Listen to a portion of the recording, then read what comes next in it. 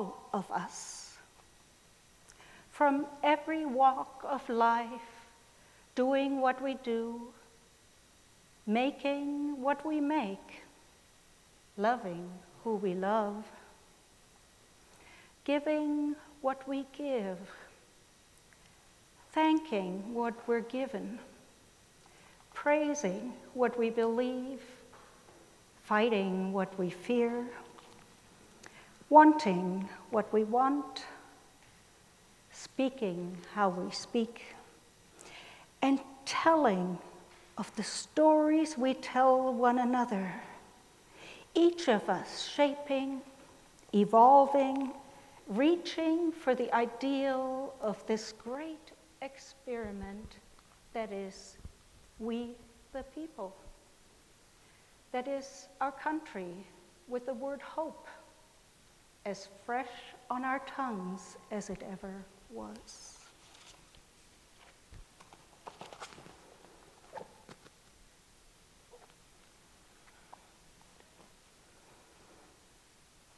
The theme of this reflection is patriotism.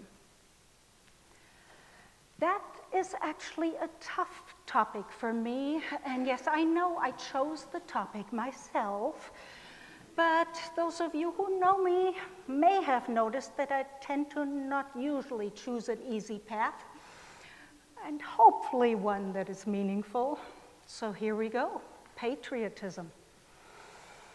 I grew up in post-war Germany from the late 50s to the early 70s. It was an interesting time. Living in West Berlin, the Berlin Wall, part of our landscape and reality, and the horrors of the Third Reich, ever present in our conscience. Even in elementary school, we were told details of torture and genocide at German hands, and we learned that we Germans were responsible for that, and from now on going forward, we Germans had to prevent such a thing from ever happening again. We were not allowed to fly flags. We were not allowed to be taught the words to the German national anthem. And the pendulum of good intentions had obviously gone way too far the other direction. And I, as many Germans my age, ended up with post-traumatic stress disorder from all the cruel, violent stories and images that had been shared with us. I still have a deeply ingrained message that I need to keep children alive, which is a hard message to carry given my personal parenting history. It is also a hard message to deal with as we see and hear that children are separated from parents, only to be caged and abused just because of their ethnicity or origin. For a German my age, that's way too close to home. But I'm getting ahead of myself. I was raised with this fear of flags since they symbolized nationalism, genocide, torture. I'm still embarrassed at times when people notice my accent, and I have to admit that indeed I'm German, simply because of the horrid history associated with that. I carry the national shame of Germans, of post-war Germans, and probably of Germans who lived through the Third Reich, all of whom, incidentally, suddenly had not been part of the Nazis as soon as the war ended. I never did find one German, my parents' age or older, who was willing to talk about those years. Shame and denial. Not a good foundation for healthy patriotism. And yes, I do believe that healthy patriotism is possible. My son taught me. Steve came to live with us when he was 2.5, and his birthday is the 4th of July. So within a year or two, he had taken the flag and fireworks as his personal symbols of celebration and joy. They were his and he loved them. I still have pictures of him on his 4th birthday with all kinds of presents, all of which had to be flag patterned. When I looked at him, I certainly could not see any evil in that, and that helped me along my way. I'm grateful for the growth he allowed me. I'm also grateful for Unitarian Universalists all over, like the retired journalist Gilbert Moore, who attends UU Church of Tucson. He writes, and he writes a lot, but this one he sent me and I like it. He said, I have always maintained that patriotism properly defined is a good thing and a virtue worth cultivating, and I've never have believed that two certain kinds of commentary about patriotism are of much value. First, I have no use for the strident, mindless jingoist who claims that only his brand of supposedly conservative patriotism is worth saluting. Such a person is less a patriot than an arrogant bully. The sort who derides and demonizes another man in another country, whose allegiance to that country mirrors his own devotion to his own native land. He demonizes also any American who disagrees with his sort of patriotism. No bluster and name-calling and the love America or leave it mindset is less devotion to one's country than a perverted nationalism that in fact is the antithesis to true patriotism. Secondly, he says, I have no use for smug and self-satisfied liberal souls who despise any form of patriotism. Well, ouch. I have to admit that I was one of those liberals who despised patriotism for quite a long time. One thing that helps me again and again as those feelings come up is to consciously separate patriotism from nationalism. What I learned about this German shame was not about patriotism, but indeed nationalism, which is very different from our son loving the flag as a toddler or at age 23 serving in the Air Force. Many authors agree. Mark Twain wrote, patriotism is supporting your country all the time and your government when it deserves it.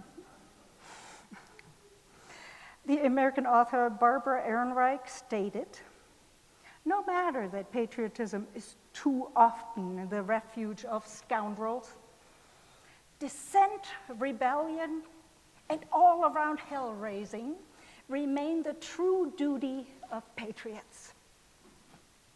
George McGovern, U.S. Senator and history professor, taught that the highest patriotism is not a blind acceptance of official policy, but a love of one's country deep enough to call her to a higher plane.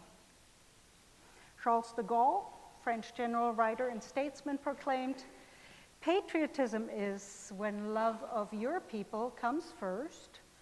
Nationalism is when hate for other people comes first. I first disagreed with this one.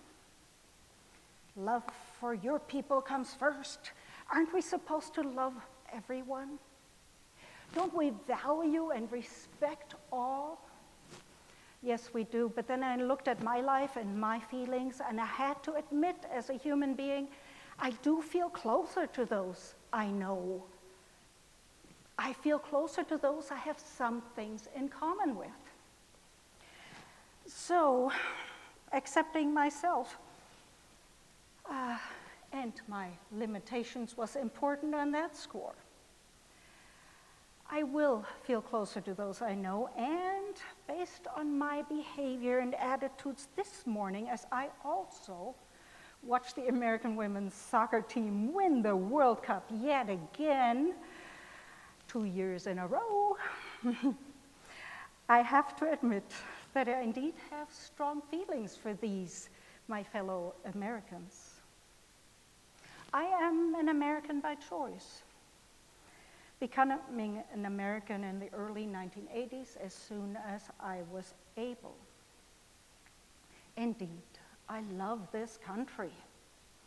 Its diversity, its fabulous landscapes, not necessarily this government as it's currently acted out, but the idea and dream of American democracy, yes. The word and concept of patriotism has been hijacked and badly distorted over and over again during various parts of our American history, and especially in the last decade.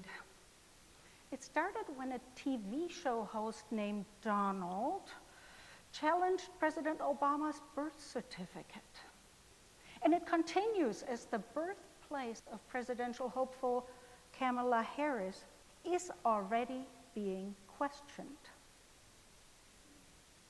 If you don't know her, also African American. It showed up when supposed patriots marched in Charlottesville in a Unite the Right rally, screaming racist slogans, and ended up injuring 28 counter-demonstrators and killing one, Heather Heyer, in 2017. It showed up with an increase in racial violence at Republican campaign rallies, and after an ill-equipped president took office in January of 2017. Since then, some families have been tear-gassed at the border, and more families are being separated from another, usually without keeping track of which child goes with which parent. Having raised 3 kids with attachment disorder, I know how damaging that is on so many levels. Thousands of sexual abuse allegations have also emerged from these child camps or tents, or even in El Paso for a while, cages under the freeway overpass without water or facilities. None of those have beds or real blankets or pillows or appropriate food or care for babies and toddlers, as has recently been witnessed by Congress representatives who went to explore some of these camps. They did witness women being told to drink right from the toilet bowl because the sink above it was broken. When people hear this, often they respond vehemently. This is not us. This is not who we are as Americans. This is an aberration. We Americans do not treat people of other cultures like that. We do not take people's children. We're not like the Nazis. We don't participate in genocide. We, as Americans, are better than that. Wish it were so. As a German American, I learned over time that as far as history and genocide goes, I went from the frying pan into the fire. Even Columbus left with hundreds of Native American slaves who were treated so badly that just a few dozen ended up making it to Europe. The genocide of Native Americans on the American continent took hundreds of years, but is estimated at 50 to 70 million. If you're interested in references for that, check with me later. Beginning in the 19th century, Native children were taken by force from their families and in train cars, not meant for people, driven far away to these white boarding schools. Less than half of these children survived to adulthood. These were concentration camps in their own way. This continued until 1978, when the Indian Child Welfare Act was finally enacted, declaring that Native children have the right to grow up with their family and in Native American culture, and that no white people could neither remove nor adopt Native children. About time. And we have not even mentioned the millions of people stolen from Africa, stolen from their land and their culture and their people and families, many of them killed and the rest sold to the highest bidder to be treated as property for a long time, making a lot of white people quite rich and giving them a lot of voting power through these supposed property.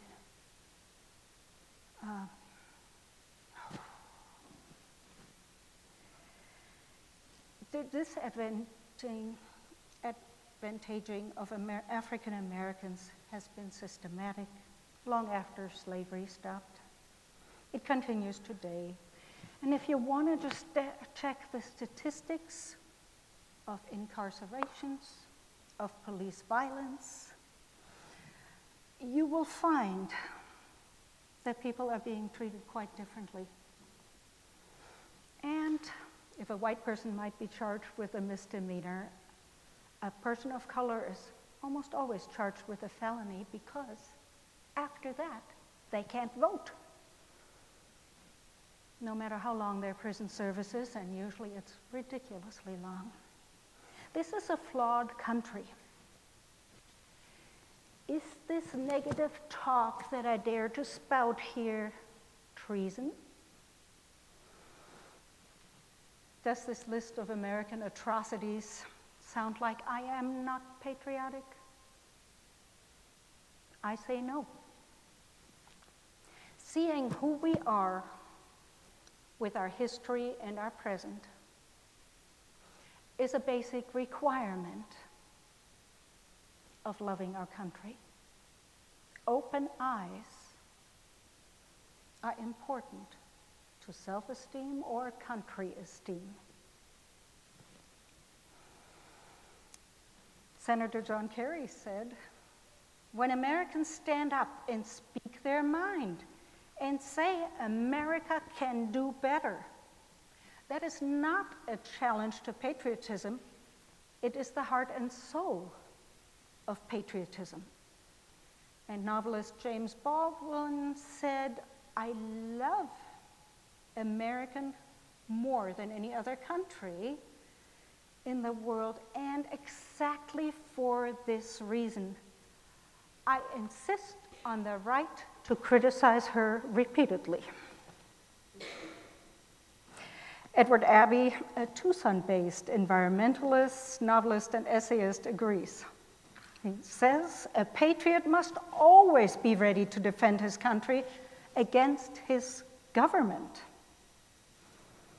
Yes, patriotism is different than nationalism. One definition in the dictionary defined it this way. The difference between patriotism and nationalism is simple. A patriot loves his country and is proud for what it does, whereas a nationalist loves his country and loves his country no matter what it does. Unfortunately, there's somebody in the White House, known by some as he who must not be named, or simply described as 45. He literally stated, just remember, what you are seeing and what you are reading is not what is happening. It's on video. It's a real quote. Not out of context either. This reminds us of the George Orwell novel, 1984, doesn't it? Where it said, the party told you to reject the evidence of your eyes and ears. It was their final, most essential command. And fortunately, there are many quotes from 45, new ones being tweeted every day, that clearly identify him as believing in nationalism, not patriotism. My favorite distinction between these two actually comes from a publication called India Today. They say nationalism is an ideology based on the premise that an individual's loyalty and devotion to his country should come above the interests and opinions of others. The pride of nationalism and opinions of other citizens, or the interest of a certain group of citizens. The pride of nationalism trumpets its country's virtues and denies its deficiencies. Nationalism is contemptuous towards the virtue of other countries. It wants to be and proclaim itself the greatest.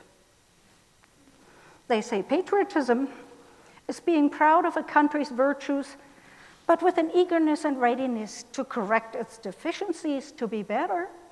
Patriotism acknowledges the patriotism of citizens of other countries and respect their values and virtues. I like that. It is clear. And yes, we do have virtues.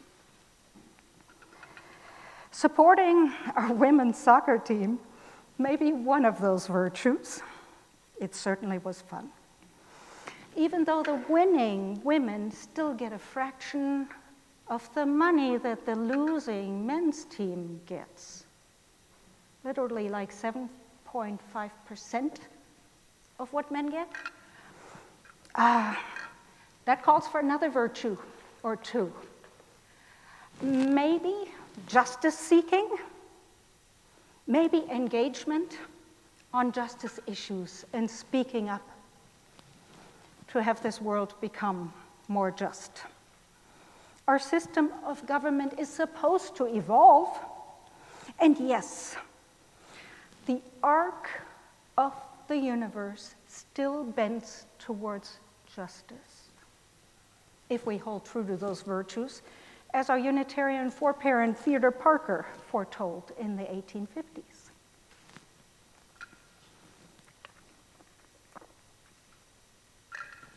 It takes us embracing this healthy patriotism and letting it transform us. If we believe in a healthy and inspiring democracy, it takes inward awareness, dedication, and change. Now here comes my favorite quote. The author-activist Terry Tempest Williams stated in 2010, "The human heart is the first home of democracy. It is where we embrace our questions. Can we be equitable? Can we be generous?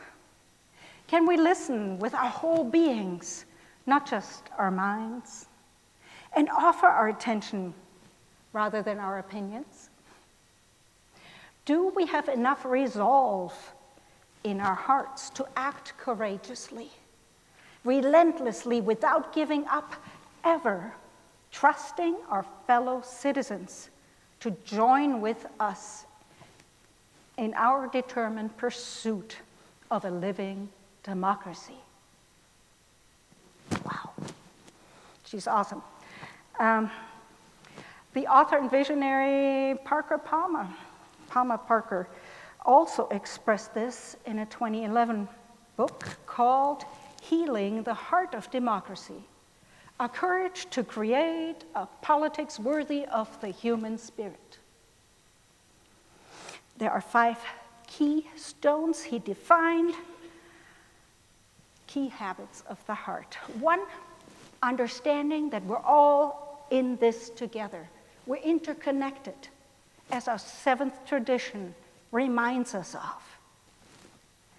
An appreciation and value of otherness. And yes, our human mind is limited to seeing us and other, but we don't have to see us against other. We can appreciate otherness and the way it enriches us. 3, the ability to hold tension in a life-giving way. There's so many contradictions in life. What I see, hear, and feel might contradict what I just said yesterday, and I might still believe what I said yesterday. Living with that tension and sharing it with others, as I think we do in UU circles, creates a wonderful energy in which we can grow, heal, and evolve. 4, a sense of personal voice and agency. Empower each other, learn to speak up, empower others to speak up, and a capacity to create community. Rosa Parks didn't start the movement by standing up and finding her voice and agency. She was the inspiration, and then a whole community joined her. And that's what made a difference long term. So thank you, Palmer Parker.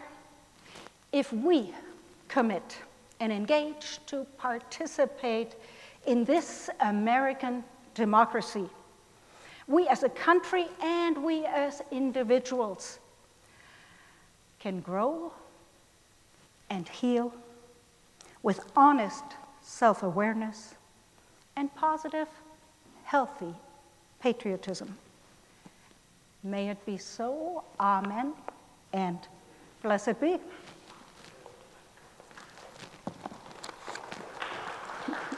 Thank you.